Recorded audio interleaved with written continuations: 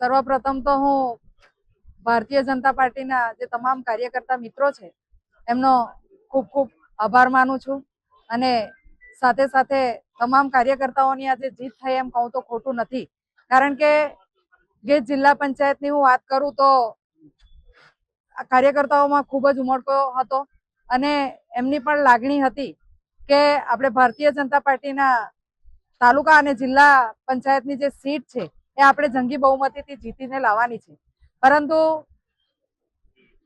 કોઈ કોંગ્રેસમાંથી કોઈ ઉમેદવારી નોંધાવી ન હોવાથી આજે હું બિનહરીફ જ્યારે જાહેર થઈ છું ત્યારે ભારતીય જનતા પાર્ટીની આ એક પહેલી જીત કહેવાય. એમ જોવા જઈએ તો નવસારીની હું વાત કરું તો નવસારીમાં અમે 3 જિલ્લા પંચાયત બિનહરીફ આવી છે, એટલે ભારતીય જનતા પાર્ટીનો ભગવો અત્યારથી જ લહેરાવા માંડ્યો છે.